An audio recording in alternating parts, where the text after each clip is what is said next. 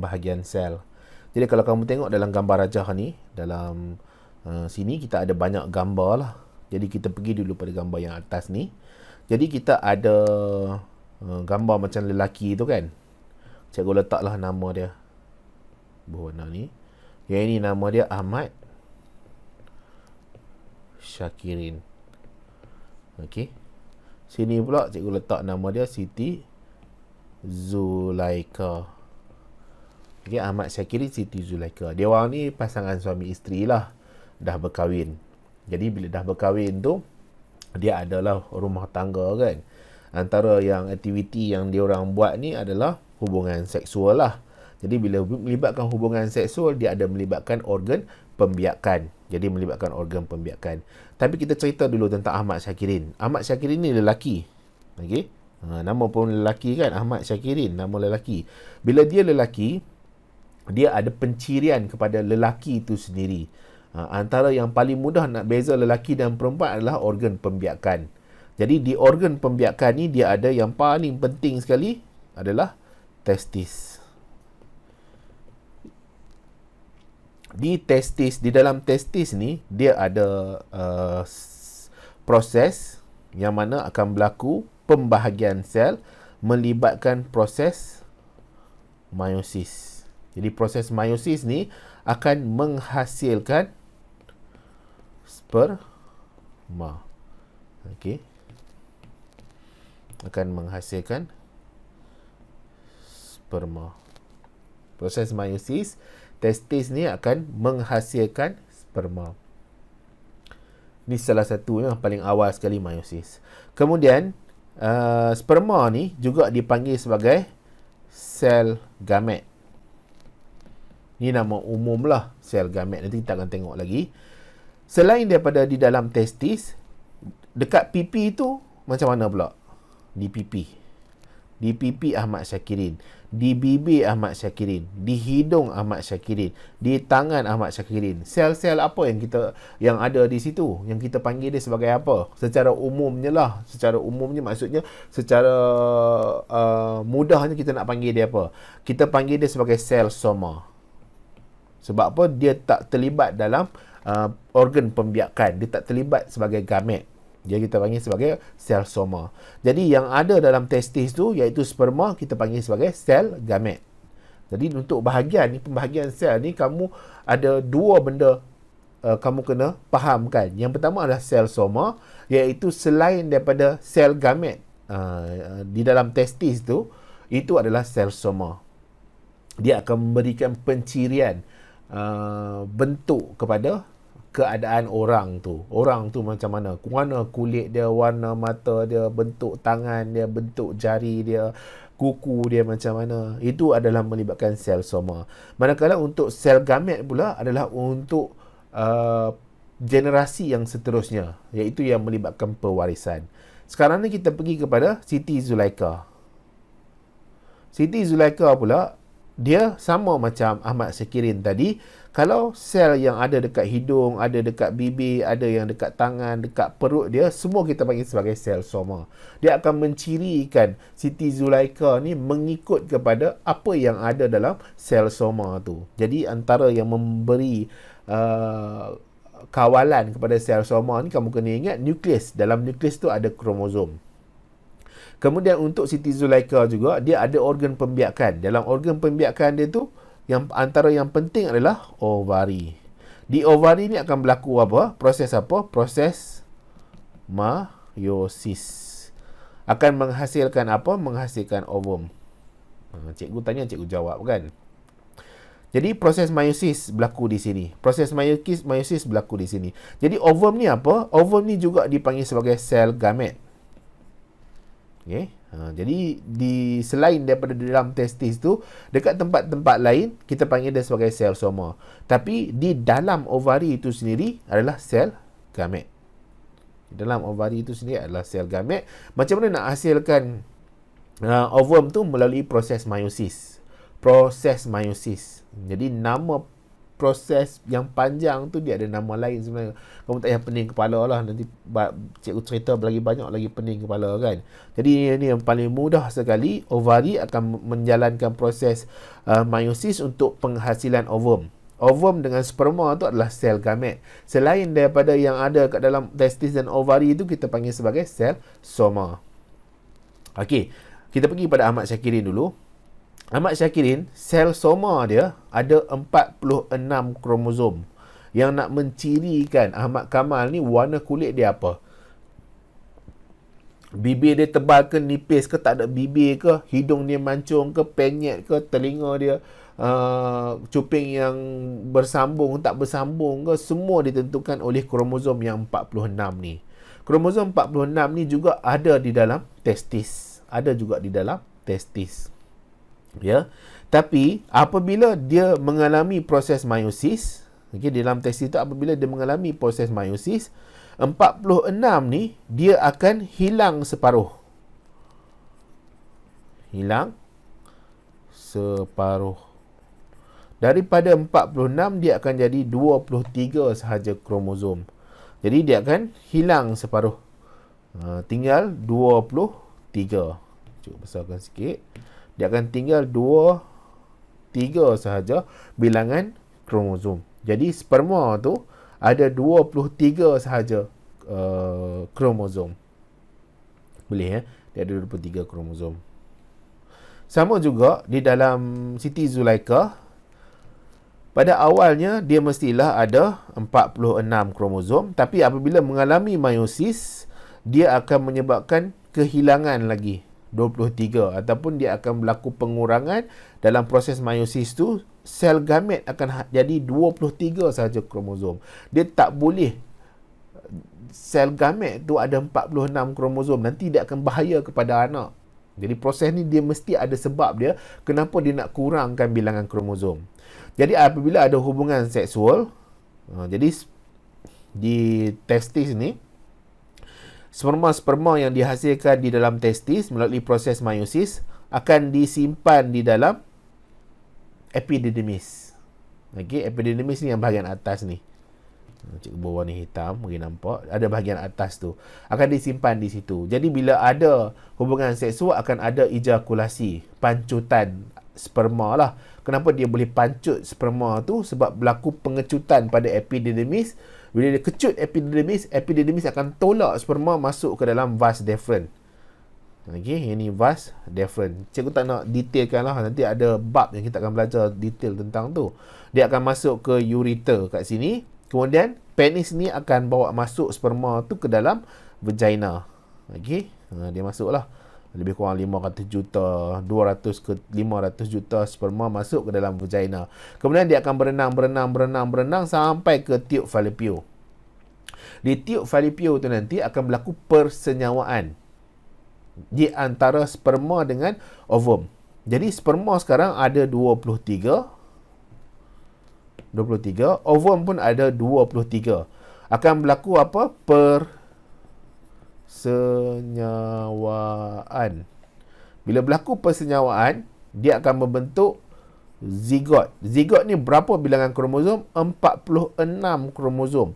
Sebab apa? Dia tambah sperma 23 dengan ovum 23, 46 kromosom. Oh, hebatlah. Cukuplah 46 kromosom.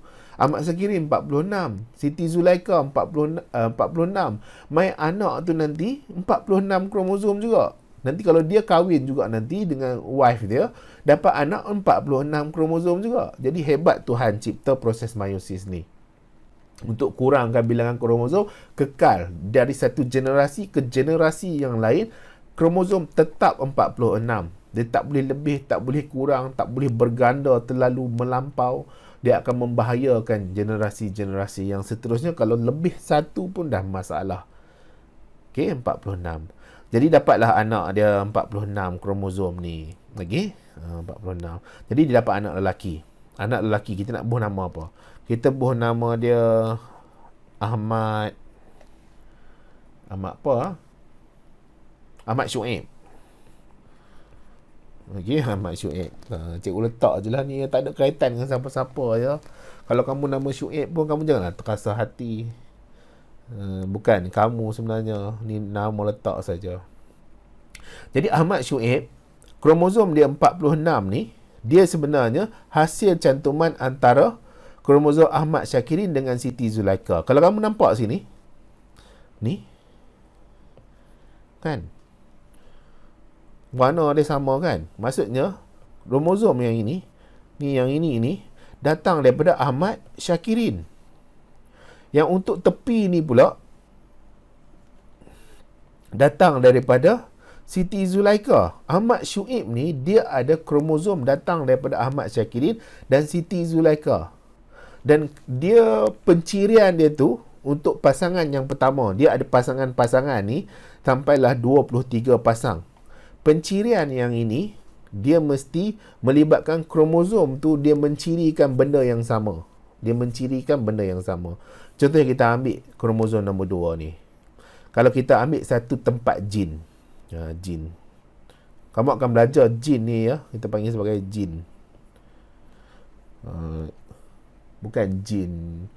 Jin apa? Jin Islam. Jin tak Islam tu. Jin makhluk yang kita tak nampak tu. Ni jin yang ada pada struktur kromosom ni. Jadi jin. Jin Ahmad Syakirin yang bahagian atas ni. Bahagian situ. Kemudian untuk yang tempat yang sama, lokasi dia sama, kita panggil sebagai locus sebenarnya, ataupun lokai. Itu pun kamu akan belajar nanti dalam tajuk pewarisan. Tempat yang sama, dia mesti menunjukkan pada ciri yang sama. Contohnya adalah telinga. Jadi maksudnya dekat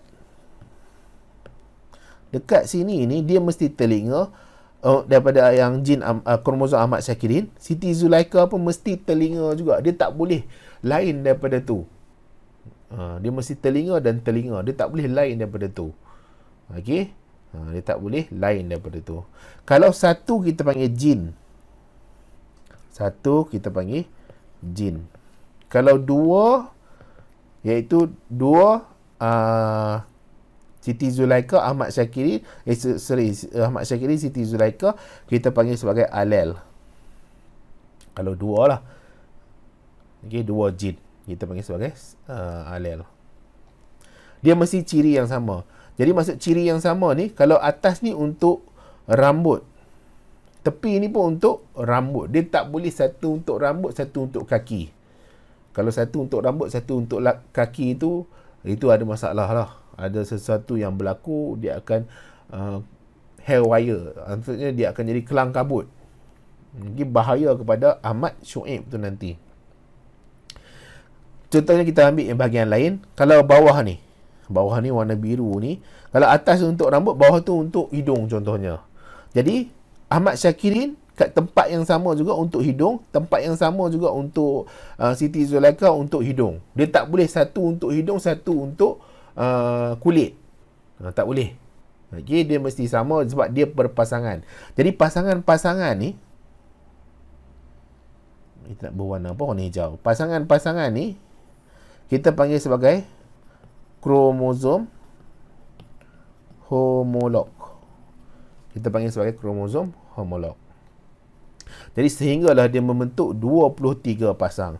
Dan untuk pasangan yang terakhir akan menentukan ciri anak tu lelaki atau perempuan. Disebabkan kita ada nama Ahmad Shuaib ni lelaki, mestilah dia kromosom dia XY. Okey, mestilah kromosom dia XY. Dia tak boleh selain daripada tu. Sebab dia lelaki. Dia mesti XY. Apa yang menyebabkan dia jadi lelaki? Sebab adanya Y ni. Y ni datang daripada mana? Mesti datang daripada Ahmad Syakirin. Nampak tak warna coklat kan? Dia mesti datang daripada Ahmad Syakirin. Sebab Ahmad Syakirin, kromosom dia adalah X, Y. Yang jadi sperma tu sama ada X atau Y. Jadi, kalau untuk yang Siti Zulaikha, kromosom dia adalah XX. Yang jadi sperma pula, yang jadi ovum mesti dua-dua adalah X. Jadi mana boleh Siti Zulaikha bagi Y? Confirm Siti Zulaikha tak akan menentukan jantina anak tu lelaki atau perempuan. Yang menentukan jantina anak lelaki atau perempuan ni Ahmad Syakirin yang tentukan. Sebab apa? Sebab dia punya sperma tu sama ada X atau Y. Cikgu tukar warna ni. Sama ada X atau Y. Y ni bila dia bercantum, dia berlaku persenyawaan dengan ovum, barulah dia akan membentuk anak tu lelaki. Jadi Ahmad Syuaib ni dia jadi lelaki sebab dia dapat Y ni datang daripada Ahmad Syakirin. Okey. Kalau anak perempuan dia mesti XX. Anak lelaki dia XY. Lelaki perempuan. Okey. Jadi dia membentuklah zigot. Dah berlaku persenyawaan kan? Zigot lah. Zigot ni dia satu sel. Jadi apa berlaku dekat zigot? Zigot akan berlaku mitosis. Dia akan berlaku pembahagian sel jadi lebih banyak. Jadi berlaku mitosis 1, 2. Pertama mitosis yang pertama jadi 2. Lepas tu jadi lagi. Okey, 4, 5, 6 seterusnya. Yang ni akan membentuk embrio lah. Jadi kita akan belajar detail lah tentang yang ini. Kemudian akan jadi fetus. Jadi yang ini apa dia? Ahmad Syuaib dalam perut ibu dia. Eja tak pernah kena ni kan. Terhilang. Biarlah Ahmad Syuaib. Kemudian dilahirkan selepas 9 bulan lebih, dilahirkanlah ke muka dunia ni kan, ke bumi, ke alam ni lah dilahirkan kan. Minta maaf lah ya. Kadang nak cari perkataan yang sesuai tu susah. Jadi Ahmad Syakirin, dia besar. Dia lahir berat dia 3 kilogram. Okey. Daripada 3 kilogram ni, dia akan terus membesar sehinggalah dewasa, berat dia 60 kilogram. Jadi macam mana? Daripada 3 kilogram ni boleh jadi 60 kilogram. Dia mestilah mengalami pembesaran. Jadi pembesaran ni dia akan melalui proses apa? Banyaknya adalah proses mitosis. Sama juga embrio jadi fetus ni, apa yang banyak berlaku? Proses mitosis. Okey. Jadi sekarang ni kita dah tengok adanya proses yang berlaku di Ahmad Syakirin dan Siti Zulaikha. Kita panggil dia sebagai meiosis. Okey. Ada juga proses yang berlaku pada Ahmad Syuaib ni yang dipanggil sebagai mitosis. Kita tengok sikit nota yang ada cikgu sediakan ni tentang pembahagian sel. Jadi pembahagian sel ni dia melibatkan 2 peringkat. Iaitu peringkat yang pertama karyokinesis. Karyokinesis ni adalah pembahagian nukleus. Jadi akan berlaku pembahagian nukleus dahulu. Kemudian bila settle pembahagian nukleus, dia akan melalui sitokinesis. Jadi sitokinesis ni adalah pembahagian pada sitoplasma. Jadi yang pertama sekali apa berlaku untuk pembahagian sel?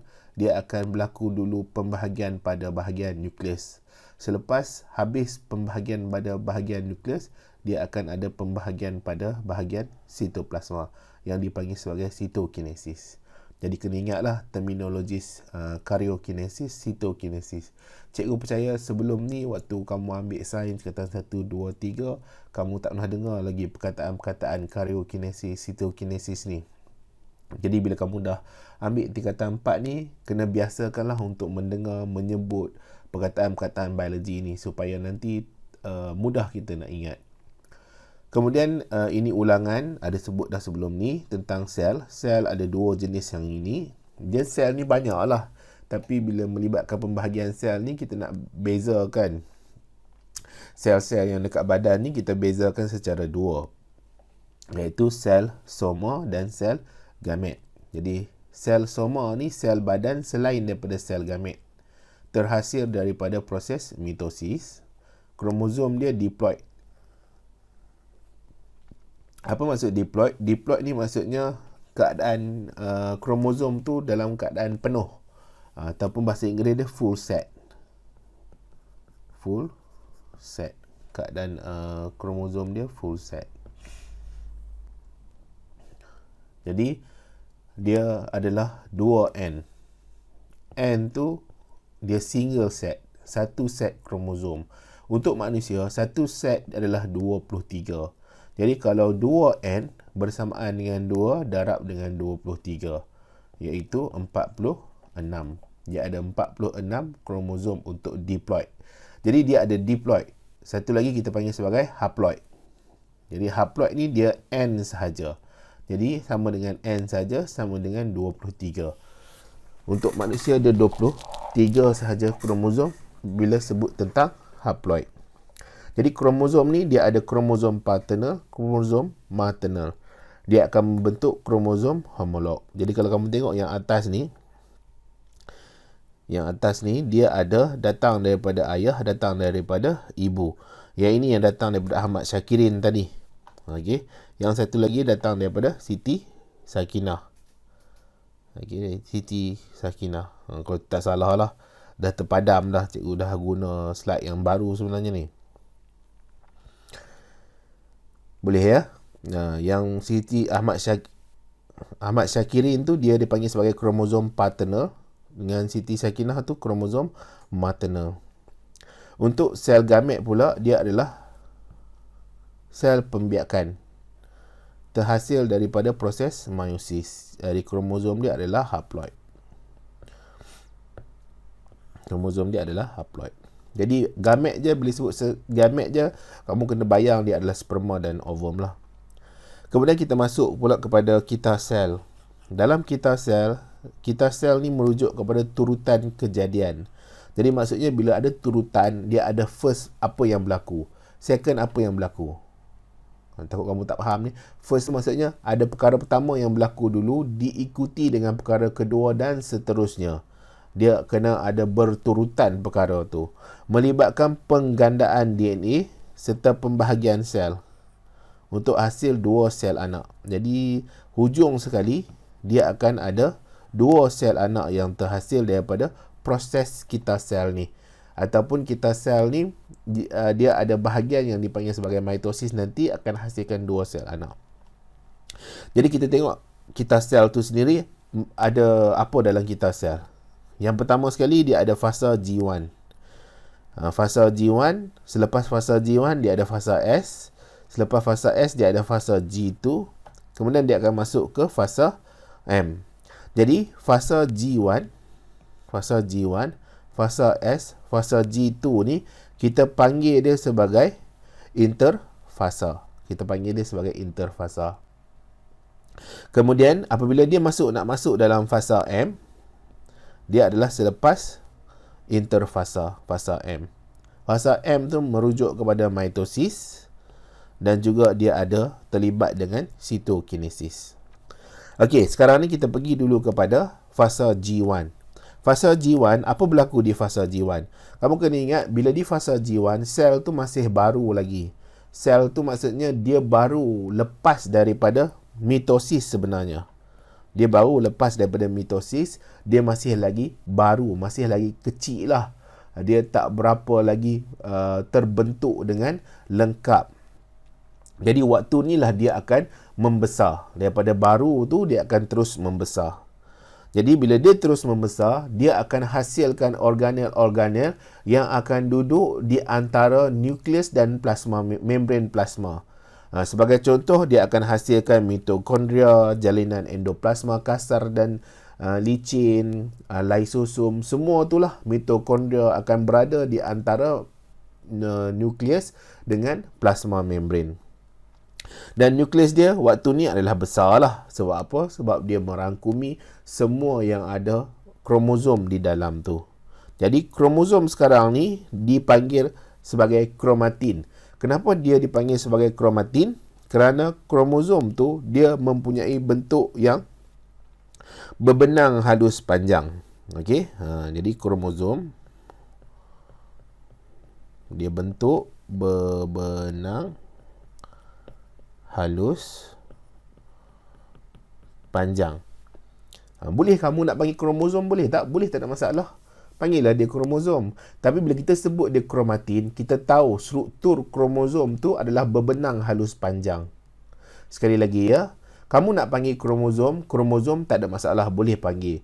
Tapi kalau kamu panggil dia kromatin, jadi kita boleh terus terbayang kromosom tu bentuk dia berbenang halus panjang. Okey, sebab kromosom dia ada banyak fasa-fasa dia. Kadang-kadang bentuk dia bukan bentuk yang sama setiap fasa tu. Dia berubah-ubah bentuk dia, mengikut kepada fungsi dia pada waktu fasa itu. Okey. Kemudian dia masuk fasa S. Fasa S ni sangat-sangat penting. Kamu kena faham betul-betul. Fasa S ni yang akan menyebabkan bilangan kromosom pada sel paternal, pada sel induk dia tu sama dengan sel anak. Dia tak boleh berubah. Okey. Fasa induk dia sama dengan fasa induk tu apa? Mak ayah dia lah. Yang asalnya, yang awalnya. Kemudian akan jalani proses pembahagian sel, akan jadi 2 sel anak. Induk tu yang awal. Induk tu pergi mana nanti? Induk tu jadi anak. Okey. Kita tengok fasa S. Di fasa S ni akan berlaku sintesis. Warna merah. Dia akan berlaku sintesis atau DNA replikasi. Jadi sekarang ni kita ada kromosom. Cikgu lukis mudah lah ya. Kromosom. Kemudian akan berlaku apa? Duplikasi, replikasi.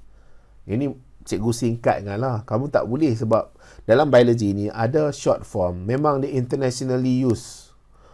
Secara antarabangsanya semua orang guna. Contohnya macam A, T, C, G. Itu memang orang tahulah. Base bernitrogen tu dia diwakilkan dengan huruf satu tu saja. Jadi tak ada masalah kalau nak guna. Tapi kalau benda-benda yang selain daripada bukan tu tak boleh ditulis dalam exam pun.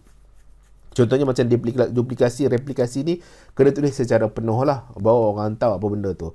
Tapi disebabkan cikgu tak muat nak tulis situ, cikgu buat singkatan je lah, D dengan R. Duplikasi, replikasi. Kamu jangan buat macam tu lah kalau nak jawab exam. Kemudian apabila berlaku replikasi, duplikasi ni apa? Macam kita pergi photostat. Kita ada satu muka surat ni, kita photostat warna yang sangat high class, berkualiti tinggi, yang akan hasilkan kertas semua corak, semua apa yang tertulis dalam kertas tu, keadaan dia tak ada beza langsung. Jadi, bila dia tak ada beza langsung, dia akan hasilkan satu lagi bahagian, gandaan daripada yang awal. Jadi, sebagai contoh, kita ada yang ni A. Jadi, sini A. Dia akan mengganda, dia jadi B kat tepi ni. B tu ada beza tak dengan A? B ada beza ke tak dengan A? Tak ada. Dia sama. Dia sama dengan. Dia bukan approximately equal. Hampir sama, tak. Dia sama dengan. Tak ada beza langsung. A dengan B tu. Dan dia akan attach pada centromer. Okey, dia akan attach pada centromer. Yang tengah-tengah tu adalah centromer. Boleh ya? Kemudian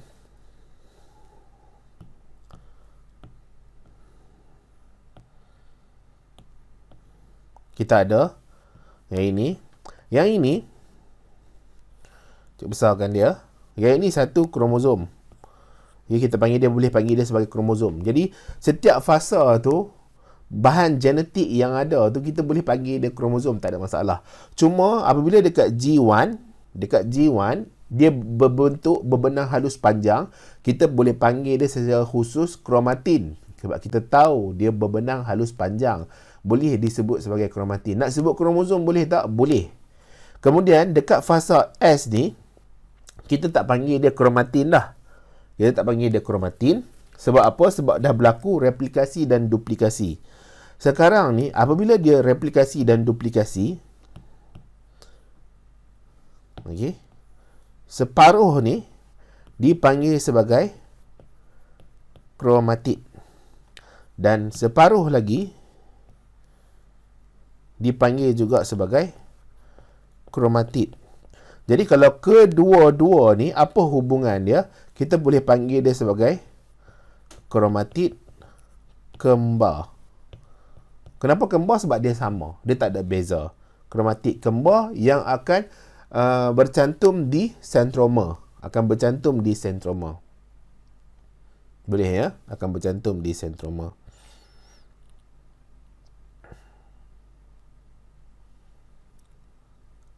Hopefully kamu faham lah.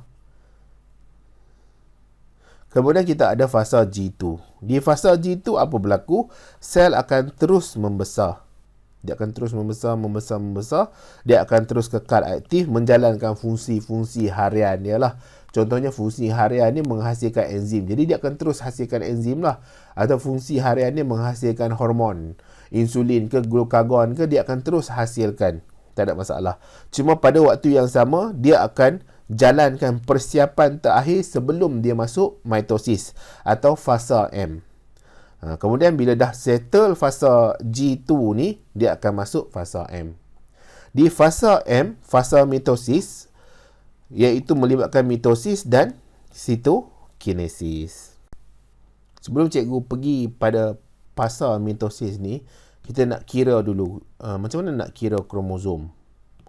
Okay. Kromosom tadi kita dah tengok dia ada dalam keadaan kromosom homolog. Yang awal-awal tadi kromosom homolog, iaitu dia pair, dia berpasang antara kromosom paternal dengan kromosom maternal. Dia berpasang ni mesti daripada ciri yang sama, iaitu kalau bahagian jin tu adalah untuk telinga, bahagian jin sebelah lagi mesti untuk telinga, tak boleh berbeza. Kalau berbeza dipanggil sebagai non-kromosom homolog atau bukan kromosom homolog. Dia ada berapa pasang semua? Ada 23 pasang semua. Pasangan yang 23 akan menentukan ciri anak tu jantan lelaki atau perempuan. Sekarang ni kita nak tengok kalau dekat kita sel tadi ada pula kita panggil sebagai kromatin. Kromatin kenapa? Sebab dia mempunyai kromosom tu bentuk berbenang halus panjang. Kemudian dekat fasa S kita tak panggil dah kromatin. Kita panggil dia kromatik kembar. Jadi dah nama kromatik kembar pula. Dia dekat mana? Dekat fasa S. Okey. Jadi dia ada banyak bentuk dia lah. Jadi sekarang kita nak tengok macam mana nak kira bilangan kromosom. Jadi contohnya kita ada berbenang halus panjang 1. Kita ada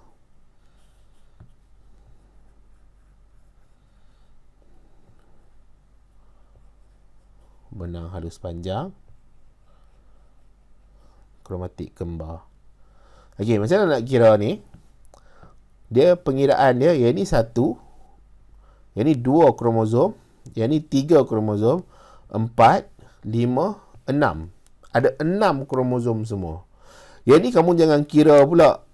Pergi kira ni 1, 2, yang ni 3. Jadi, yang ni 3, 4, 5, 6, 7, 8. Salah ya? Dia bukan macam tu. Bila kita nak kira bilangan kromosom, dia mesti kalau kromatik kembar ni dikira sebagai 1 kromosom. Yang ni 1 lagi kromosom. Yang ni 1, 1, 1, 1. Bukan sini ada 2. Tak. Ya, kita kira sebagai 1 sahaja. Nanti kalau dia berpisah. Sebagai contoh, yang ni dia berpisah. Tak boleh pisahkan dia kan. Boleh sebenarnya, ada teknik dia. Okey. Dia berpisah. Bila berpisah, kan, ditarik, yang ni baru kira 1 kat sini, 1 kat sini. Bila dia berpisah. Kalau dia tak berpisah, kita kira dia sebagai 1 kromosom. Okey, sekarang ni kita masuk kepada mitosis. Pembahagian nukleus sel induk menjadi 2 nukleus yang sama. Jadi kita ada sel induk, dia akan jadi 2 nukleus yang sama. Dia membahagi. Dia membahagi. Dia melibatkan proses profasa, metafasa, anafasa, telofasa. Ingat ya, sebelum dia nak masuk fasa mitosis ni, dia kena melalui interfasa dulu. Yang melibatkan G1, S, G2. Sekali lagi ya. G1, S, G2. G1, S, G2. Barulah dia akan boleh masuk fasa mitosis. Jadi melibatkan profasa, metafasa, anafasa, telofasa. Okey, yang pertama, profasa. Jadi kalau kamu tengok kat dalam ni, sebenarnya dia ada nuclear membrane lagi. Kamu tengok kat dalam tu. Kemudian berapa bilangan kromosom yang ada tu? Kita boleh panggil dia kromosom, tapi bentuk dia ni bentuk apa? Bentuk kromatik kembar. Okey.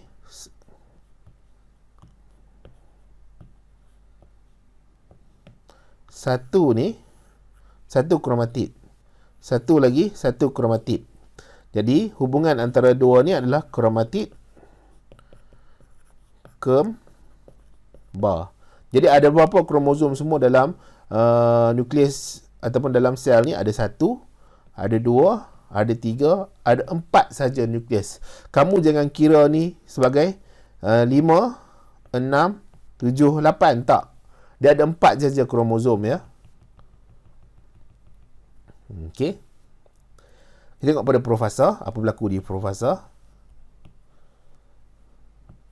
Di dalam nukleus, kromatin memendek dan menebal. Jadi dipanggil kromatin. Ataupun kamu sebut dia kromatik beradik pun boleh. Okey. Struktur kromosom dapat dilihat dengan mikroskop. Okey.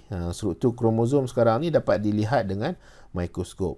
Cikgu tak naklah mengkritik buku teks ni. Jadi kamu ikut je buku teks ni, tak ada masalah. Tapi kamu jangan pening kepala. Sekejap kromatin lah, sekejap kromatik lah, sekejap kromosom lah. Tak payahlah pening kepala benda yang tak sepatutnya. Relax sudahlah kita belajar ni kan. Okay?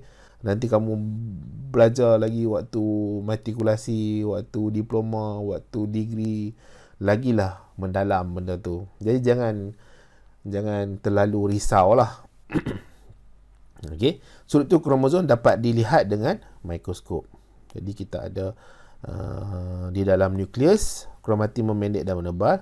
Struktur kromosom dapat dilihat dengan mikroskop. Kromosom waktu ni dikenali sebagai kromatid kembar. Dia dalam keadaan kromatid kembar, cikgu dah terang tadi, terikat pada sentroma. Membran nukleus terurai. Jadi yang nampak tak warna coklat tadi tu dalam tu. Jadi yang itu adalah membran nukleus. Dia terurai. Maksudnya dia menghilang, dia termusnah. Okey. Untuk ada tindak balas pada kromosom tadi. Pada waktu yang sama, nukleolus menghilang. Jadi kamu kena ingat balik yang bab yang kedua tu. Cerita tentang organel-organel, tentang semua yang ada di dalam nukleus. Dalam nukleus, di dalam sel. Okay? Nukleolus tu adalah salah satu fungsi dia menghasilkan ribosom. Jadi nukleolus ni akan menghilang. Centriole. Ni centriole. Akan bergerak ke kutub yang bertentangan. Dia akan bergerak ke kutub yang bertentangan. Gentian gelendung terbentuk. Okey, gentian gelendung terbentuk. Ni gentian gelendung. Okey, gentian gelendung terbentuk. Kemudian kita ada metafasa.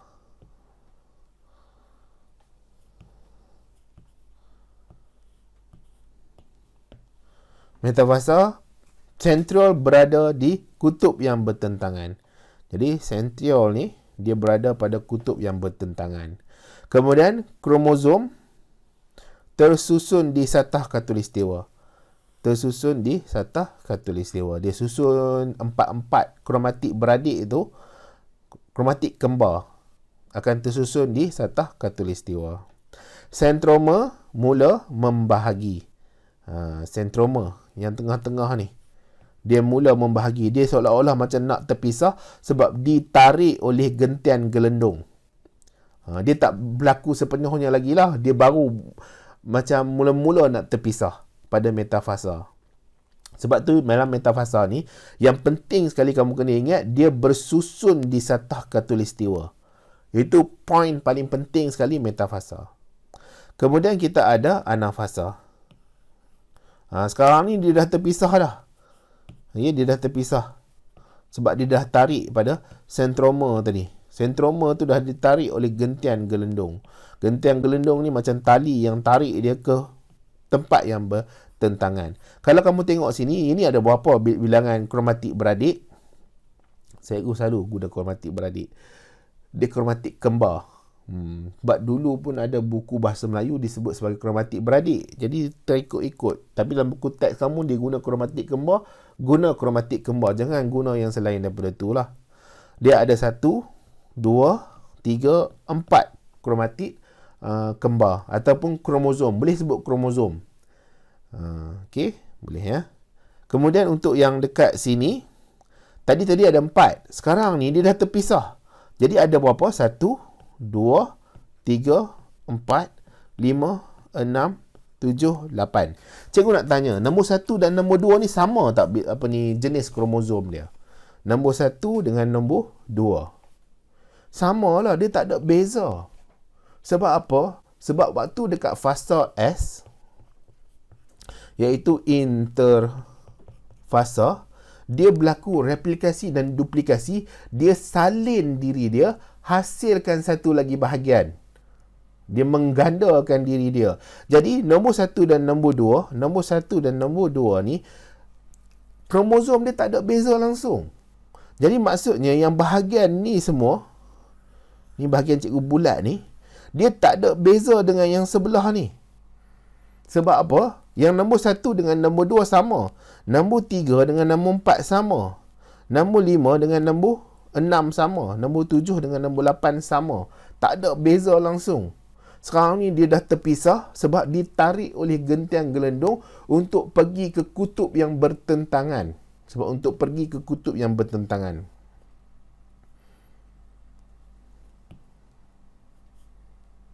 Okey, jadi sentromere membahagi 2. Jadi sentroma membahagi 2. Bahasa Inggeris dia panggil sentromere. Tu kadang-kadang cikgu punya sebutan tu minta maaf lah ya. Bila bercampur-campur ni susah jugalah. Okey. Kromatik kembar pisah. Kromatik kembar pisah. Gentian gelendung memendek dan kecut. Ni gentian gelendung memendek dan kecut.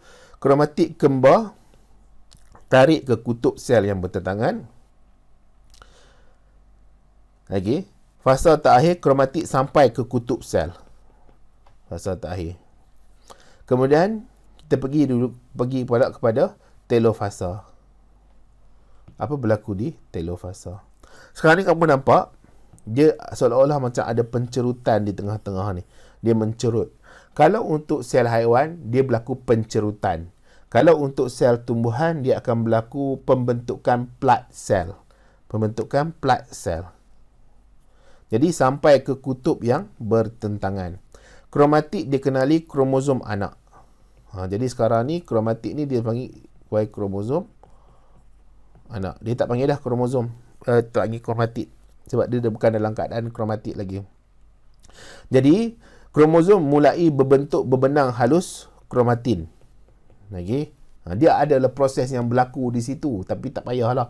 Benda tu bukan dalam silibus kamu. Kromosom tukar jadi kromatin lah. Dia berbenang halus panjang. Nukleus mula terbentuk. Gentian gelendung mulai hilang.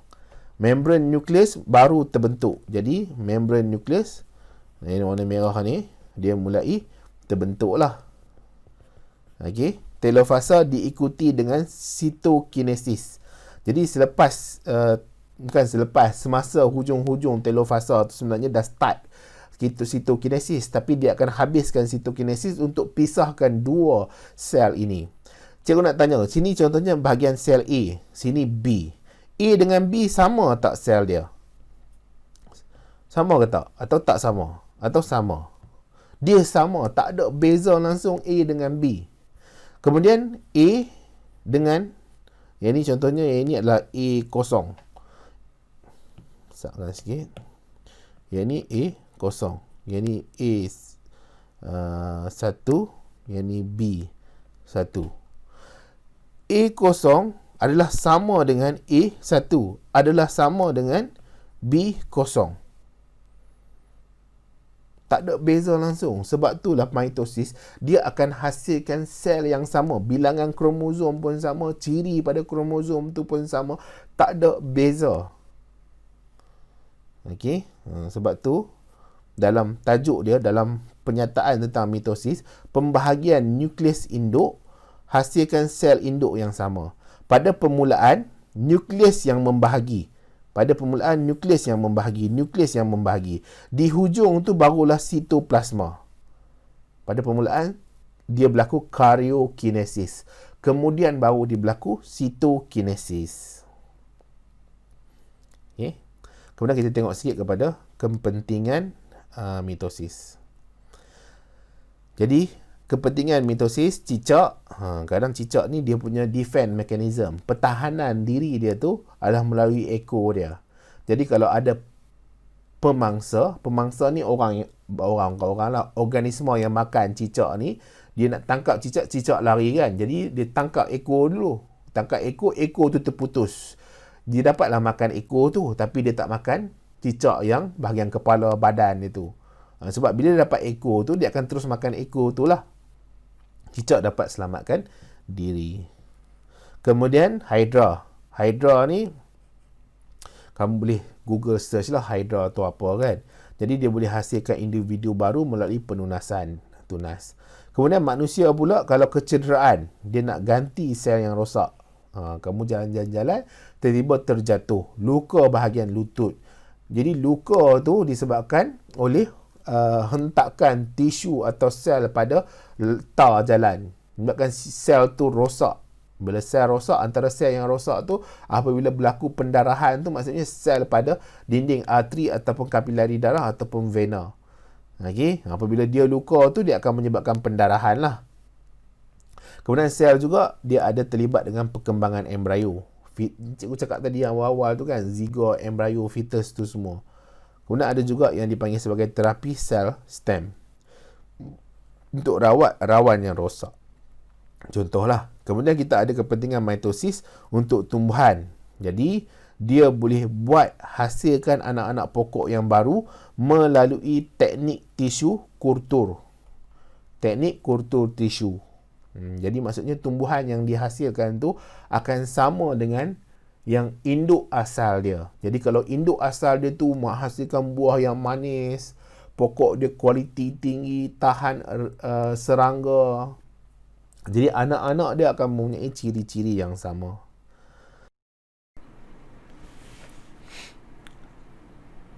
Teknik tissue culture.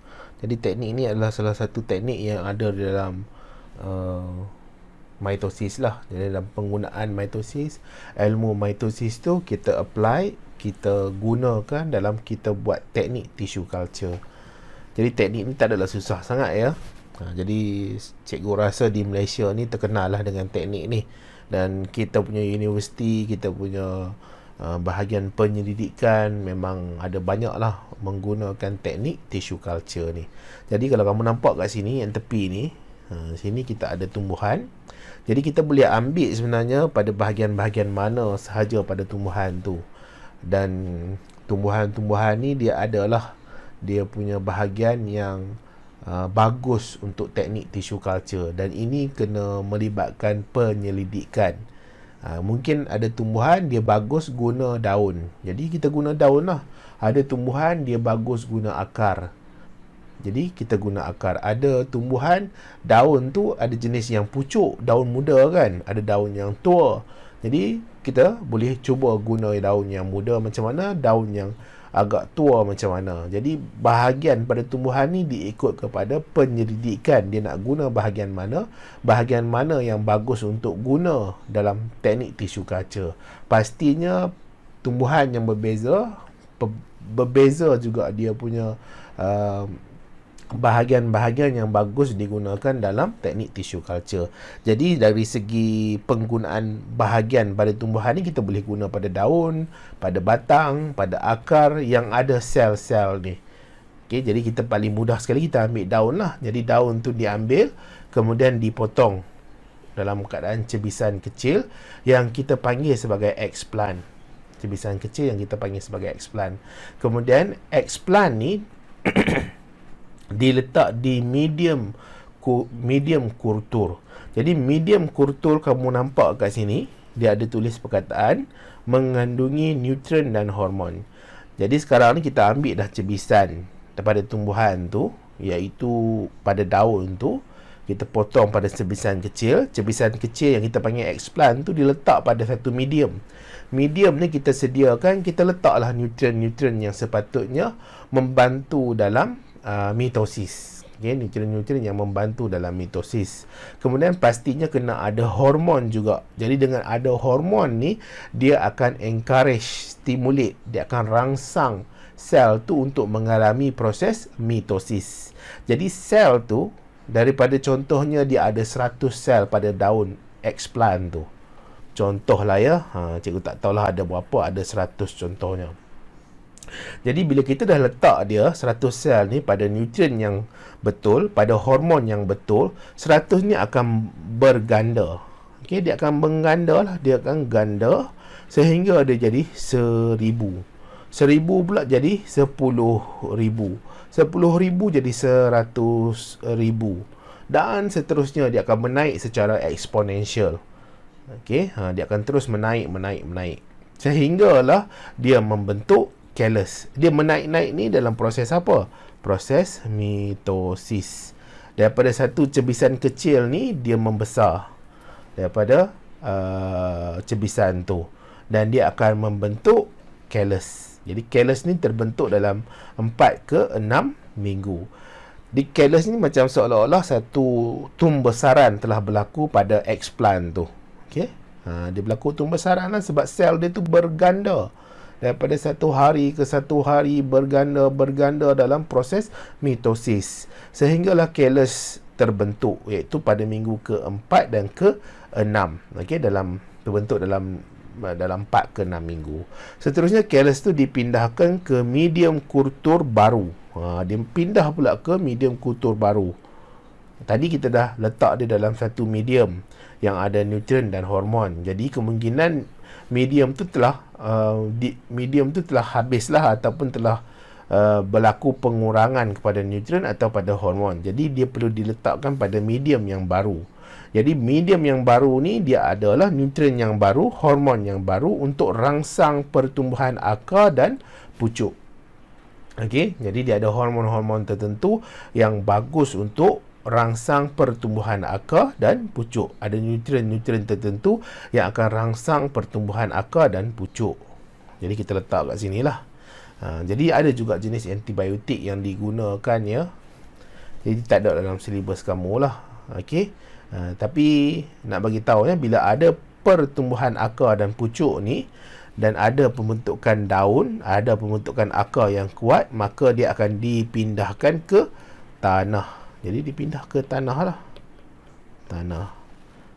Jadi dia dapatlah membesar. Jadi kamu kena ingat, tumbuhan yang dihasilkan melalui proses teknik tissue culture ni, dia akan sama keadaan dia, sama sifat dia, sama segala-galanya berbanding dengan induk dia. Jadi ini induk. Jadi ini anak dia lah. Boleh katakan anak lah ya, yang mengalami proses mitosis tadi. Sama, tak ada beza. Kalau buah dia tu manis level 100, jadi yang anak ni akan hasilkan buah yang manis level 100.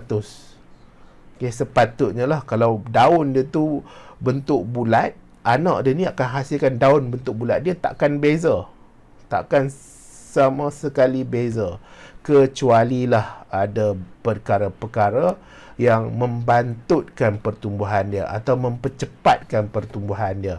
Itu adalah faktor luaran. Secara faktor genetik, dia takkan ada beza langsung. Jadi cikgu nak ulang sekali lagi. Jadi kita ambil lah daun ni pada tumbuhan tu, mana-mana bahagian daun, kita ambil cebisan kecil. Jadi daripada cebisan kecil ni kita letak pada satu medium kultur yang ada nutrien dan hormon. Kemudian dalam masa 4 ke 6 minggu, callus akan terbentuk dalam proses mitosis. Jadi dia akan berganda dia punya sel-sel yang ada tu. Mungkin 100 jadi 1000, 1000 jadi 10,000, 10,000 jadi 100,000, 100,000 jadi 1 juta. Kita tak tahulah berapa banyak sel yang terbentuk hasil daripada proses mitosis ni. Kemudian callus tu pula akan dipindah ke satu medium yang baru untuk galakkan pertumbuhan akar dan pucuk. Yang pastinya dia ada nutrien yang berbeza. Yang pastinya dia akan ada nutrien yang berbeza. berbanding dengan yang asal tu. Kamu tak belajar detail dia lah ya. Mungkin nanti kamu sambung degree, kamu ambil bahagian perladangan ke, kamu applykan ilmu yang ada tu untuk buat teknik tissue culture ni. Okey, tissue kultur. Kemudian teknik yang kedua yang melibatkan penggunaan ilmu mitosis ni adalah pengklonan. Okey, pengklonan. Jadi dalam pengklonan ni, kamu nampak kat sini, kita ada penderma sel soma. Sel soma ni adalah sel-sel lain daripada sel pembiakan. Okey, dia sel-sel yang lain daripada gamet. Jadi contohnya macam ada kat tangan kita, dekat hidung kita, dekat telinga kita, dekat perut kita, dekat hati kita, dekat jantung kita, tu semua sel soma. Jadi kita boleh ambil mana-mana bahagian daripada sel tu untuk digunakan untuk proses pengklonan. Jadi proses pengklonan ni akan hasilkan anak yang sama dengan dia punya sel asal dia. Jadi ini ada penderma sel soma, kemudian kita ada penderma sel telur. Jadi selalunya penderma sel telur ni mesti betina. Dia tak boleh jantan lah.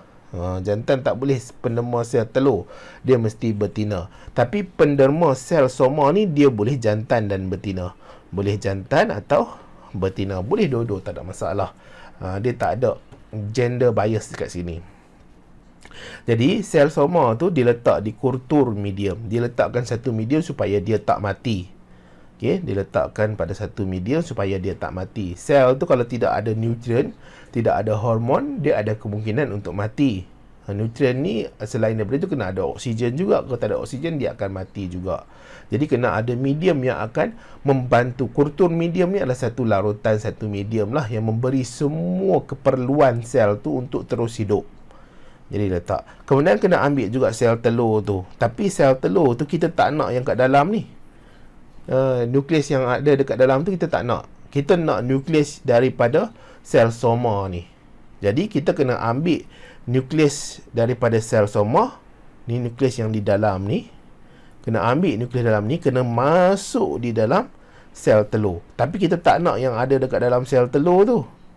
Sebab apa? Kita tak nak penderma sel telur punya ciri. Kita nak yang daripada sel soma. Jadi maksudnya kita nak ambil yang warna biru ni, telur dia tu, masukkan yang nukleus. Jadi bila masuk dalam nukleus ni, dia akan dicantum menggunakan kejutan elektrik. Jadi proses ni dia asas je untuk kamu faham. Dia ada detail dia lah. Tak semudah yang kita sangka. Sebab apa? Untuk masukkan nukleus ke dalam sel telur ni bukan satu proses yang mudah. Jadi kemungkinan dia tidak jadi atau tidak masuk tu sangat tinggi. Kemungkinan sel soma ni mati pun sangat tinggi. Jadi dia macam-macam kemungkinan yang ada. Dia ada dia punya makmal spesifik untuk jalankan proses ni. Jadi dicantum dengan kejutan elektrik, dimasukkan ke dalam uterus. Jadi bila dia masuk ke dalam uterus, dia akan membahagi menjadi embrio. Jadi embrio ni akan menempel di uterus lah. Dia akan dimasukkan di uterus. Seterusnya dia akan membahagi lagi. Dia akan mengalami proses mitosis. Kemudian dia jadi embrio. Membahagi jadi embrio. Dia akan menempel pada dinding uterus.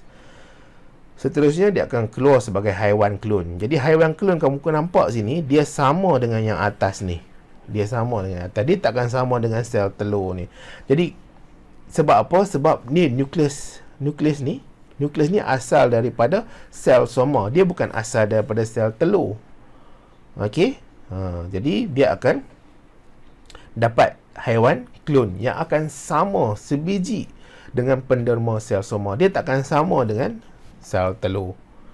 Jadi cikgu ulang sekali lagi, kita ada penderma sel soma. Yang akan dermakan sebenarnya adalah nukleus.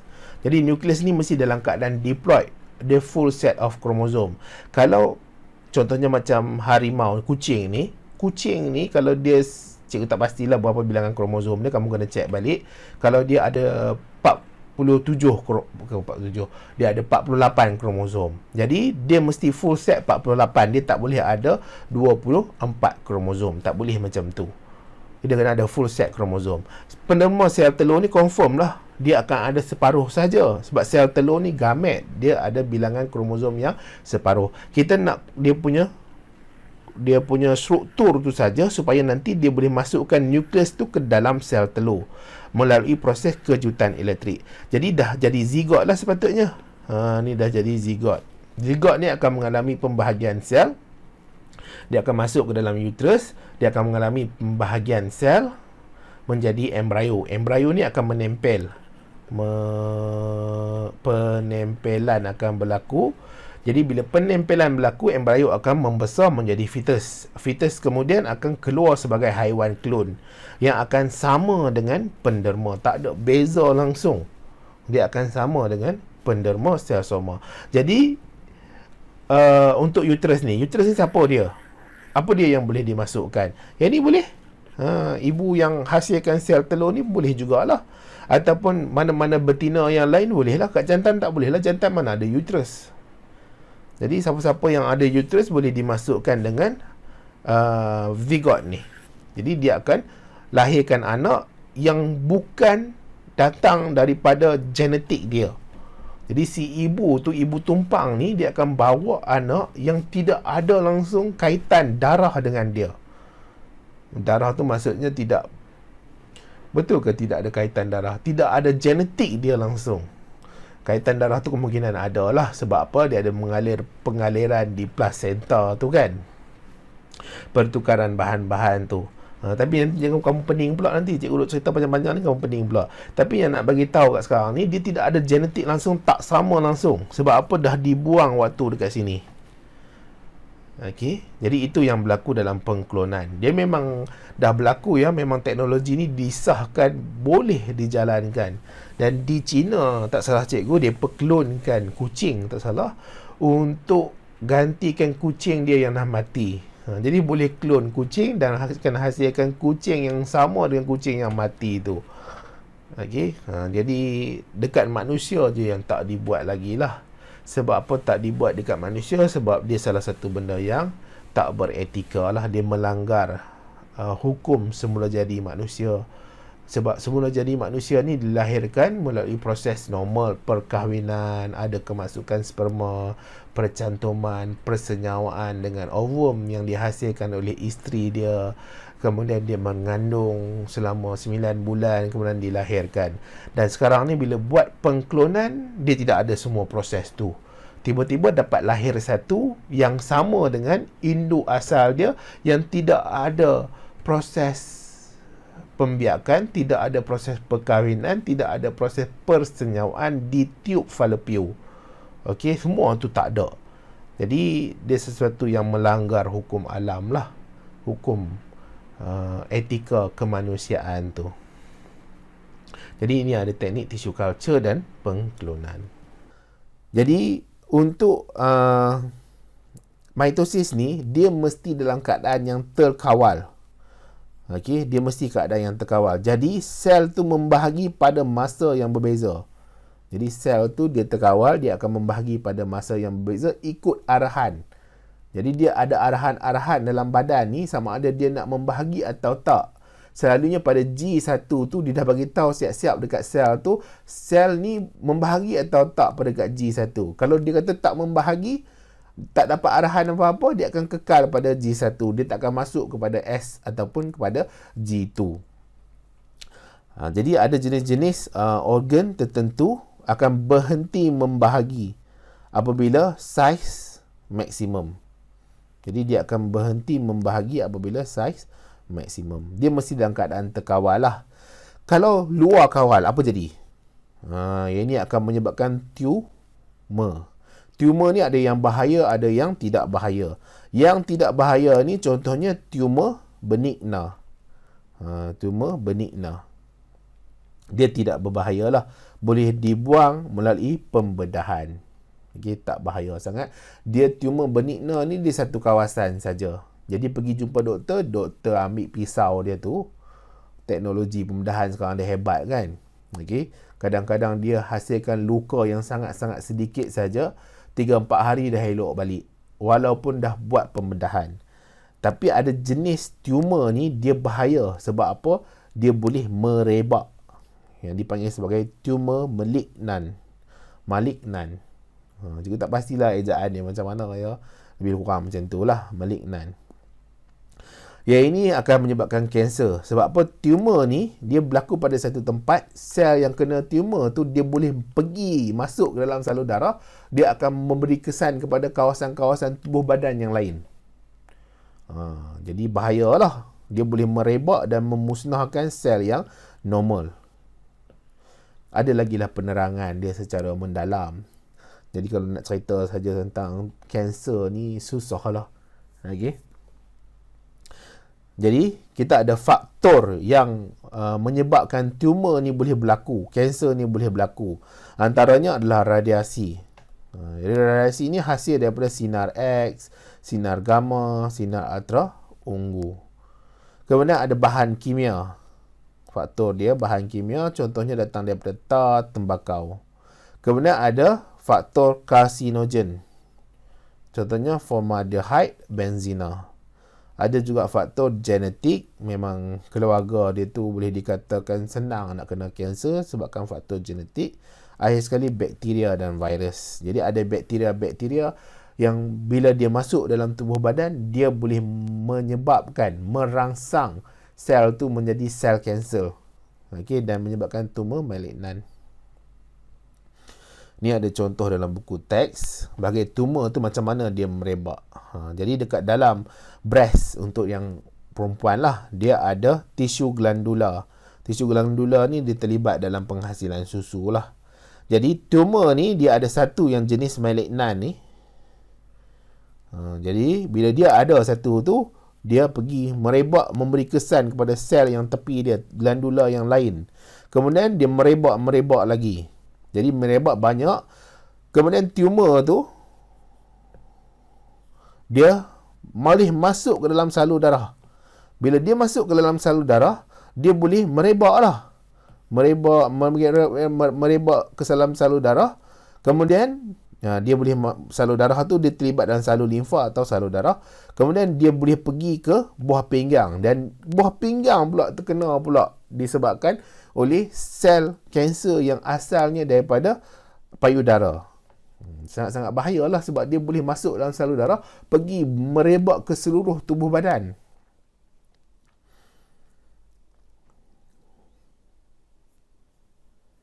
Okey, sekarang ni kita pergi pada meiosis. Jadi meiosis ni kamu kena ingat dia hanya berlaku di testis dan ovari. Boleh berlaku kat tangan tak? Tak boleh lah. Meiosis takkan berlaku dekat tangan. Kalau berlaku meiosis dekat hujung jari jemari kamu tu, setiap-tiap bulan hujung jari tu akan keluar ovum. Ataupun berlaku meiosis berlaku dekat tangan. Setiap hari meleleh air sperma tu keluar.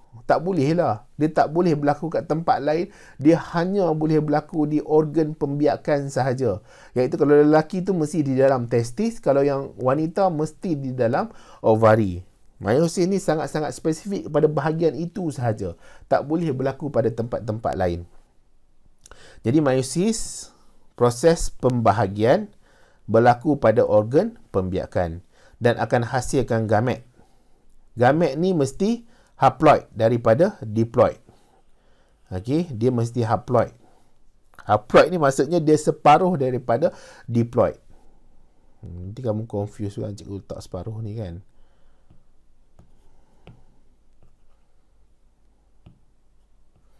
Sebahagian daripada sel berlaku dalam organ pembiakan, dia haploid daripada diploid. Jadi maksudnya dia kalau manusia tu 23 lah. Jadi maksudnya yang tengok ke atas ni, yang ni bukan manusia lah. Ada 4 kromosom, bukan manusia. Manusia apa? 4 kromosom. Manusia 46 kromosom. Ya, itu haiwan lain yang ada 4 kromosom saja. Kemudian berlaku di testis atau ovari. Kemudian proses dia dipanggil sebagai gametogenesis. Gametogenesis ni terbagi kepada dua lah. Padam saya ni. Gametogenesis terbagi kepada dua, iaitu spermatogenesis. Kemudian kita ada oogenesis. Spermatogenesis ni dia hasilkan sperma. Di mana? Di testis. Oogenesis ni dia akan hasilkan ovum. Berlaku di mana? Di ovari. Pertama sekali dia akan berlaku interfasa. Okey. Dia lepas interfasa dia akan masuk dulu meiosis 1. Meiosis 1 dia ada profasa 1, metafasa 1, anafasa 1, telofasa 1. Habis telofasa tu dia akan masuk ke meiosis 2. Meiosis 2 dia ada yang pertama sekali profasa 2, metafasa 2, anafasa 2, telofasa 2. Okey, kita pergi dulu kepada profasa 1. Apa berlaku di profasa 1? Semua yang berlaku di dalam mitosis yang berlaku profasa tu, semua tu berlaku di profasa 1. Sebagai contoh apa yang berlaku di profasa di mitosis, nuklear membran akan terurai. Sentral akan bergerak ke kutub yang bertentangan. Gentian gelendung mulai terhasil. Nukleolus menghilang. Kromatik beradik ataupun kromosom akan memendek dan menebal. Semualah yang berlaku dekat profasa yang sebelum ni akan berlaku di profasa 1. Cuma profasa 1 ni ada tambahan-tambahan sedikit. Sebab dia meiosis ada tambahan sedikit. Iaitu kromosom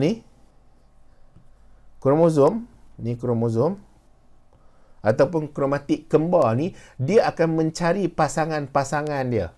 Iaitu dia akan cari kalau yang ni yang berlaku dekat Ahmad Kamal lah. Ahmad Syakirin. Bukan, dia berlaku dekat Ahmad Syuaib. Anak dia tu Ahmad Syuaib. Banyak sangat nama kan.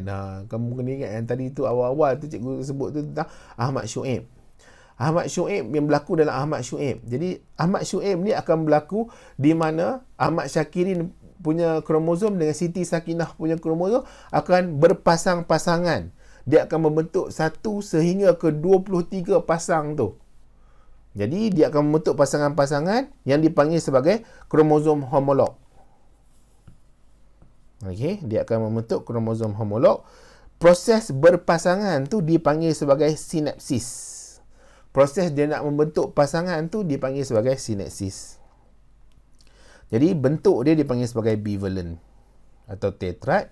Di sini juga profasa 1 akan berlaku pindah silang.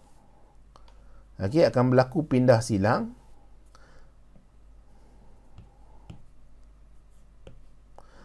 Yang sini akan masuk ke sebelah sini. Yang sebelah sana tu akan masuk ke sebelah yang satu lagi. Sini pun sama juga. Dia akan berlaku pindah silang. Maksudnya dia akan bercampur gaur antara kromosom Ahmad Syakirin dengan Siti Sakinah. Ini berlaku dekat mana? Ni berlaku dekat Ahmad Syuaib. Ahmad Syuaib ni nak kahwin. Jadi dia akan, bukan nak kahwin lah, dia dah besar. Jadi dia punya testis tu dah hasilkan sperma. Jadi bila testis dah hasilkan sperma, sperma tu apa yang penghasilan yang berlaku, proses meiosis ni akan berlaku pindah silang di antara kromosom yang datangnya daripada Ahmad Syakirin dengan Siti Sakinah. Yang datang daripada Ahmad Syakirin dan Siti Sakinah akan berlaku pertukaran pindah silang.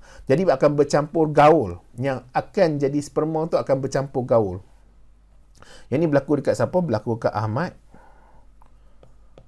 Syuaib. Kemudian metafasa. Jadi metafasa ni kromosom homolog akan tersusun di satah khatulistiwa. Sama macam metafasa sebelum ni, sentriol akan sampai ke kutub lah. Gentian gelendung akan attach, akan bersimpul dengan sentroma. Ini yang tengah-tengah ni sentroma ya. Okey, itu berlaku dekat metafasa 1. Anafasa 1, kromosom homolog akan berpisah, dia akan tarik keseluruhan kromatik kembar ni. Dia akan tarik keseluruhan kromatik kembar ke kutub yang bertentangan. Dia akan tarik keseluruhan kromatik kembar ni ke kutub yang bertentangan. Apabila dia tarik ke kutub yang bertentangan, kemudian barulah dia masuk ke telofasa 1. Bila dia masuk ke telofasa 1 akan berlaku pencerutan. Okey. Waktu telofasa 1 ni, apa yang berlaku? Nukleolus akan mulai terbentuk semula. Kromatik kembar ni akan mulai memanjang dan menipis. Nukleolus akan terbentuk lah. Semuanya lebih kurang sama dengan dekat telofasa pada yang macam mitosis. Okey.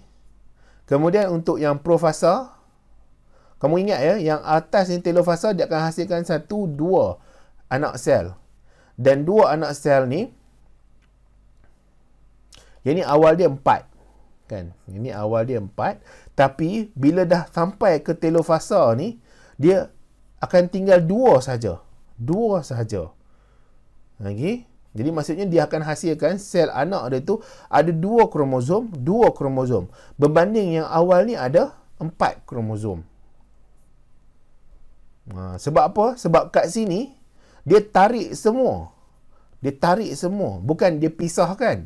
Kalau dia pisahkan tu, dia akan jadi sama lah. Balik 4 tadi. Okey? Dia akan jadi sama. Tapi masalahnya, dia tarik semua. Yang ni yang anafasa 1 ni berbeza sikit dengan anafasa dekat mitosis. Sebab anafasa dekat mitosis, dia tarik pisahkan kromatik beradik.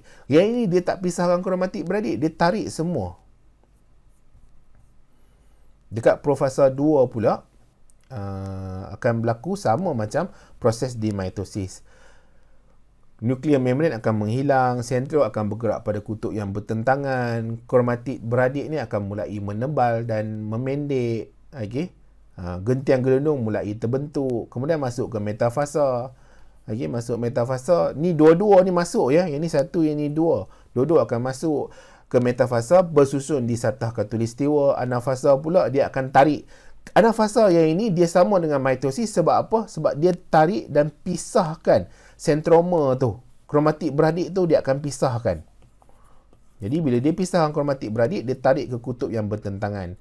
Kemudian dia akan hasilkan 4 anak sel. Sebab cuba cikgu letak mitosis ni, sebab dia punya pencirian dia tu sama macam mitosis. Boleh ya? Hopefully kamu boleh faham lah. Dia memang agak complicated sikit. Sebab tu ada setengah-setengah pelajar bila dia masuk universiti, dia agak takut, susah sikit dia nak faham tajuk genetik ni. Untuk meiosis ni, dia melibatkan pembahagian sel pada organ pembiakan. Jadi kamu kena ingat, meiosis tak boleh berlaku dekat tempat-tempat lain selain daripada organ pembiakan. Organ pembiakan ni di mana? Di dalam testis dan di dalam ovari. Boleh berlaku dekat hujung jari tak? Tak boleh berlaku dekat hujung jari. Kalau berlaku dekat hujung jari, maksudnya ovum nanti akan terkeluar dekat hujung jari tu. Setiap bulan dia keluar sebiji. Setiap bulan keluar sebiji. Tak berlaku macam tu. Ataupun kalau untuk yang lelaki tu, setiap bulan hujung jari dia keluar sperma. Bukan hujung bulan, setiap hari sperma tu keluar, setiap masa semua keluar. Sebab apa berlaku meiosis kat hujung jari? Tak boleh. Dia yang tempat berlaku meiosis hanya pada organ pembiakan. Spesifik dia, kalau untuk lelaki berlaku di testis, kalau yang perempuan berlaku di dalam ovari. Kemudian dia akan hasilkan gamet. Jadi meiosis ni dia mesti untuk hasilkan gamet, dia bukan untuk hasilkan benda-benda lain. Gamet pula dia mesti separuh daripada diploid.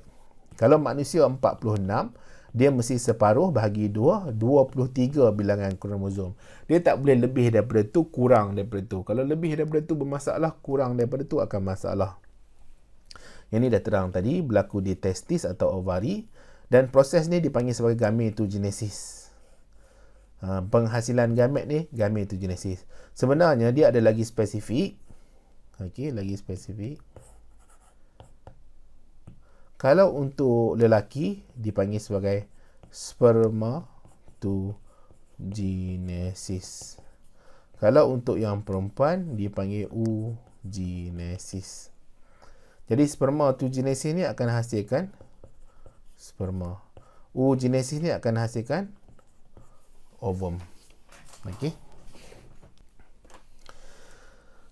Okey, sebelum dia masuk ke profasa ataupun kita nak terang secara mendalam tentang meiosis ni, kamu kena ingat sebelum dia nak masuk ke profasa 1 atau meiosis 1. Yang ni sebenarnya meiosis 1 lah. Okey. Meiosis 1. Hak ini adalah meiosis 2.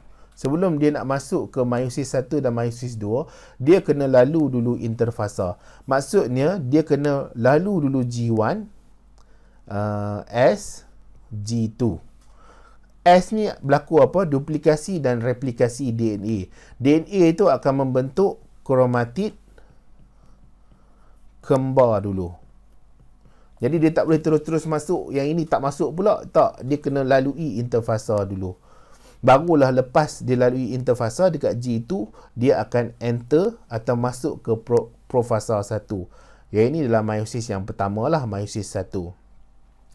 Okey, kamu tak boleh tulis meiosis 1 macam tu ya. 1 macam ni, meiosis 2 macam tak. Dia tak guna nombor macam tu, dia guna romanized number.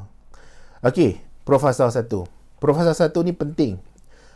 Ini yang menyebabkan kamu, abang kamu, adik kamu semua berbeza.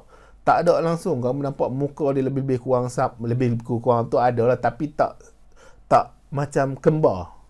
Dia mesti ada perbezaan antara kamu dengan abang kamu, kamu dengan adik kamu. Disebabkan oleh apa? Salah satu sebabnya di profasa 1. Jadi apa berlaku dekat profasa 1? Dia berlaku semua yang berlaku dekat profasa di mitosis. Apa yang profasa berlaku di mitosis? Kromatid beradik ni, dia akan mulai memendek dan menebal. Nuclear membrane akan terurai. Nucleolus akan terurai, menghilang. Gentian gelendung akan mulai terhasil. Sentriol akan bergerak pada kutub yang bertentangan. Semua ciri-ciri yang ada dekat mitosis punya profasa tu ada dekat profasa 1 di meiosis. Tapi dia ada penambahan dia. Penambahan dia apa? Kamu kena ingat tadi yang sebelum ni. Cikgu dah padam, dah cuci bersikit lah. Bila cuci tu. Untuk yang Ahmad Syuaib ni, contohnya Ahmad Syuaib ni, dia ada kromosom datang daripada ayah dia Ahmad Syakirin. Ahmad Syuaib juga ada kromosom yang datang daripada ibu dia Siti Zulaika. Jadi yang ini kromosom ni daripada Ahmad Syakirin. Yang ni datang daripada Siti Zulaika. Jadi apabila proses meiosis tu nak berlaku di profasa 1, dia akan cari pasangan-pasangan dia. Pasangan-pasangan sehinggalah pasangan nombor 23 ni. Ini yang berlaku. Iaitu pasangan kromosom datang daripada Ahmad Syakirin, kromosom datang daripada Siti Zulaika. Ini berlaku di dalam siapa? Di dalam Ahmad Syuaib. Dia dah dewasa, dia dah matang. Testis dia tu dah boleh hasilkan sperma dia sendiri. Jadi testis dia dah boleh hasilkan sperma dia sendiri. Jadi dia akan berpasang-pasangan dan membentuk kromosom homolog. Membentuk kromosom homolog. Lagi. Jadi dia berpasang-pasangan, dia cari, akan membentuk kromosom homolog. Yang ini cikgu dah mudahkan singkatan dia lah. Kalau cikgu nak lukis 46 kromosom, tak muat dalam sel tu. Jadi mudahnya buat 4 kromosom. Ini ada 4 kromosom ya. 1, 2, 3, 4. Sebagai contoh nak tunjuk saja. Yang ini mestilah daripada Ahmad Syakirin. Yang ini mestilah daripada Siti Zulaika. Yang ini dekat mana berlaku? Di Ahmad Syuaib. Dekat mana? Dalam testis. Ahmad Syuaib kan lelaki kan? Mesti berlaku dalam testis. Kalau dia anak perempuan, berlaku di dalam ovari. Yang ini proses meiosis untuk menghasilkan sperma nanti di hujung ni.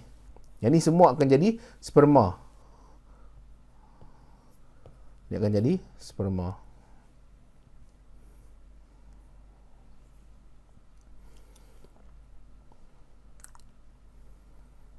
Spermatogenesis, oogenesis. Okey. Jadi kromosom homolog dia akan berpasang-pasangan membentuk kromosom homolog. Dalam proses sinapsis. Jadi proses membentuk pasang-pasangan ni dipanggil sebagai sinapsis. Dia akan membentuk bivalent. Yang dipanggil sebagai tetrad. Dan pindah silang akan berlaku pada kiasma. Nah, jadi apa yang berlaku bila dia dah membentuk kromosom homolog antara kromosom Ahmad Syakirin dengan Siti Zulaikha ni, jadi dia akan berlaku pindah silang. Pindah silang ni maksudnya apa? Struktur kromosom, sedikit struktur kromosom Siti Zulaikha ni akan pindah ke Ahmad Syakirin. Daripada Ahmad Syakirin ni akan pindah pergi ke Siti Zulaikha. Yang ni berlaku di dalam mana? Di dalam Ahmad Syuib. Kamu jangan duk ingat dia berlaku kat tempat lain. Yang ni berlaku dekat sel anak, dekat testis, dalam testis Ahmad Syuib, untuk hasilkan sperma. Jadi pindah silang ni berlaku pada titik kiasma. Yang lain-lain tu ciri daripada mitosis. Kemudian masuklah metafasa 1. Di metafasa 1 ni semua ciri-ciri yang ada dalam mitosis tu adalah sama. Sama tu apa? Centriole tu dah sampai ke kutub yang bertentangan. Gentian gelendung dah mulai attach ataupun dia dah bersimpul dengan centroma. Centroma tengah-tengah ni, dia dah attach dengan centroma. Kemudian kromosom homolog akan tersusun di satah khatulistiwa. Kemudian masuk pada anafasa. Jadi anafasa ni penting. Dekat sinilah kamu akan lihat bahawa akan berlaku pengurangan kepada bilangan kromosom. Daripada asalnya penuh, dia akan jadi separuh sahaja. Di anafasa, kromosom homolog akan berpisah. Kenapa? Kerana gentian gelendung akan mengecut dan memendek. Dia akan tarik kromosom ataupun kromatid kembar ni. Dan dia tarik semua. Bukan dia pisah macam dekat mitosis. Dekat mitosis dia pisah. Dia akan pisahkan kromatid beradik ni, kromatid kembar ni. Tapi yang ini dia tarik semua pergi ke kutub yang bertentangan. Jadi bila dia tarik semua pergi ke kutub yang bertentangan, asalnya ada 4 saja kromosom. Tinggal sini ada 2 kromosom, sini ada 2 kromosom. Jadi dia akan jadi sel yang baru. Sini 1 sel, sini 1 sel. Ini ada 2 kromosom, sini ada 2 kromosom. Dari 4 kromosom jadi 2. Kemudian bila dah habis telofasa, penghujung telofasa tu akan bermulanya sitokinesis. Jadi sitokinesis ni akan berlaku pencerutan pada sitoplasma. Dia memecahkan menjadi 2 sel. Daripada 1 sel induk ni, dia jadi 2 sel anak.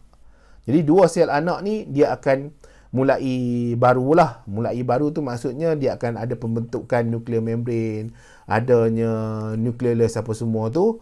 Jadi bila masuk dekat profasa 2 ni, sekali lagi proses berlaku di mana nuklear membrane akan menghilang. Dan apa semua ciri yang ada pada mitosis lah. Cikgu tak nak ulang balik lah. Okey. Di sini akan berlaku sama macam di dalam mitosis. Jadi untuk metafasa 2 ni pula, dia akan bersusun di satah khatulistiwa. Okey. Kemudian di anafasa pula, dia akan ditarik. Gentian gelendung tu akan mengecut, dia akan tarik. Yang ini baru dia pisah. Asalnya 2 kan? Ni 2. Tapi disebabkan yang ni dia tarik, nah sini ada 1, 2, 3, 4. 1, 2, 3, 4. Tapi bila dia berlaku pencerutan pada sitoplasma, dia akan tetap jadi 2 kromosom, 2 kromosom, 2 kromosom, 2 kromosom. Dan sperma yang dihasilkan tu ada 2 kromosom, 2 kromosom, 2 kromosom, 2 kromosom. Sebab kat sini dia pisahkan kromatid kembar ni. Dia tarik pada sentroma. Hopefully kamu boleh faham lah. Dia memang agak complicated sikit. Cikgu pun tak tahu nak terang bagi faham macam mana. Jadi sebab itulah kamu tolonglah dengar cikgu kat sekolah. Kan? Dengar cikgu kat sekolah ajar macam mana. Lepas tu nanti kamu ulang balik video ni.